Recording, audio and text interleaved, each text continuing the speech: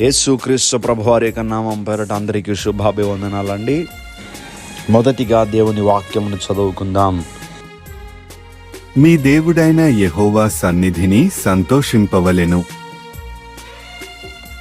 వినికిడులో దేవుని యొక్క వాక్యము దీవించబడును గాక. దయచేసి ప్రార్థన చేసుకుందాం. మరొక రోజున మాకు దయచేశారు.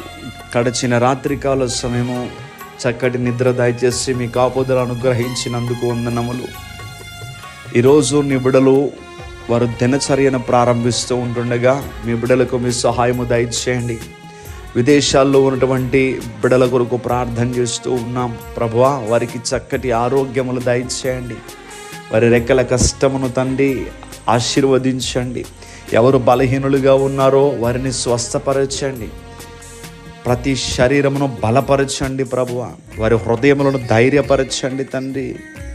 వారి కుటుంబ పరిస్థితులు మార్చండి తండ్రి. ఈరోజు ఈ ప్రార్థనలో ఏకీభవించిన ప్రతి బిడ్డను కూడా పేరు పేరున మీరు జ్ఞాపకం చేసుకుని వారిని దీవించండి. ఈ పరిశుద్ధ దినమును ప్రభువా మేము ఆచరించబోతూ ఉంటుండగా మేమందరము కలిసి మీ సన్నిధిలో ఆనందించాలి ప్రభువా. ఎందుకంటే మీ సన్నిధిలో దొరికినటువంటి సమాధానము, నెమ్మది, ప్రశాంతత మాకు ఎక్కడనూ దొరకదు ప్రభువా. ఈరోజు మేము ఏకీభవించి మిమ్మల్ని మహిమపరుస్తూ ఉంటుండగా మీ పరలోకపు సన్నిధి మా మధ్యకు దిగి రావాలి ప్రభువా.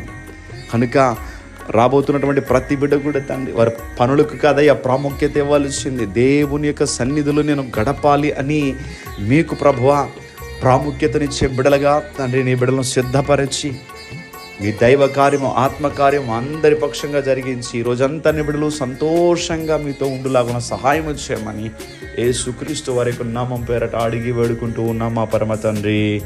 Amen, amen, amen.